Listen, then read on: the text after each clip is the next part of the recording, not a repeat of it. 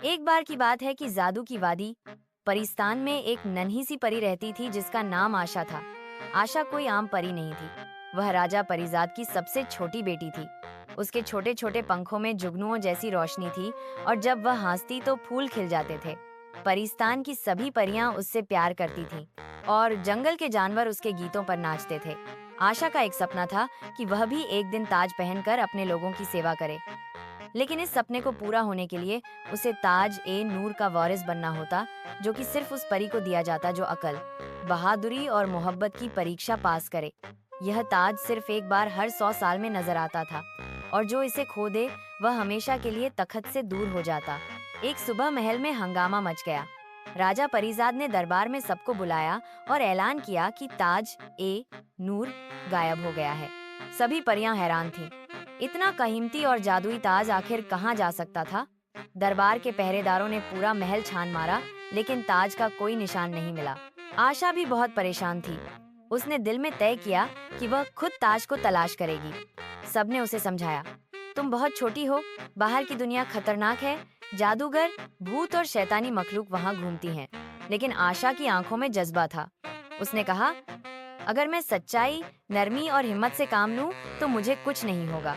उसी रात चांदनी की रोशनी में आशा अपने महल की बालकनी से उड़ी और परिस्तान से बाहर निकल गई।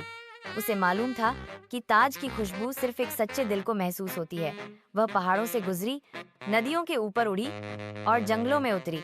3 दिन के सफर के बाद वह एक पुरानी खंडहर जैसी जगह पहुंची। वहां एक अजीब सा पेड़ था जिसके पत्ते काले और तने पर कांटे थे। अचानक एक बूढ़ी आवाज आई, ए नन्ही परी, तुम क्या तलाश कर रही हो? आशा ने पीछे मुड़कर देखा। एक बुजुर्ग जादूगरनी लकड़ी के सहारे खड़ी थी। उसकी आंखों में चमक थी और चेहरे पर न तो मुस्कान थी न गुस्सा, सिर्फ जिज्ञासा। मैं ताज ए नूर ढूंढ रही हूँ, आशा ने आदर से कहा। ताज चाहती हो? पहले एक राज समझो, वह ताज ताकत का नहीं, करुरबानी का निशान है। जादूगरनी ने उंगली के इशारे से एक तरफ इशारा किया। आशा ने देखा कि एक बड़ा सा जाल एक नन्हे खरगोश को जकड़े हुए था जो मदद के लिए चीख रहा था, उसे बचाओ अगर तुम चाहो, या आगे बढ़ जाओ ताकि ताज तुम्हें मिले। आशा फौरन दौड़ी, जाल को काटा और खरगोश को आजाद कर दिया। खरगोश ने खुश होकर उसके हाथ चूमे।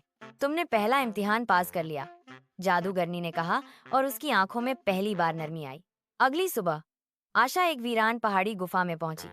वहां अंदर अंधेरा था, लेकिन एक हल्की नीली रोशनी दूर से नजर आ रही थी। रोशनी के करीब पहुंची तो एक पत्थर पर ताज ए नूर रखा था, लेकिन उसके चारों तरफ आग का घेरा था। एक शिलालेख लिखा था, ताज तक वही जा सकता है जो अपना सब कुछ देने को तैयार हो। आशा ने सोचा, सब कुछ? क्या इसका मतलब उसकी जादुई शक्तियां, या उसके पंख, या उसकी आवाज? उसी वक्त आग की दीवार से एक साया निकला, एक स्लेटी रंग का भूत जिसकी आंखें लाल थीं। अगर तुमने ताज उठाया तो तुम अपनी उड़ने की ताकत खो दोगी। आशा रुक गई। अगर वह उड़ न सकी तो कभी परिस्तान वापस नहीं जा सकेगी। लेकिन फिर उसे राजा की चिंता हुई। महल की परियां याद आईं और वह सपना जिसके लिए उसने यह सफर शुरू किया था। अगर मैं दूसरों की खातिर कुछ खरुरबा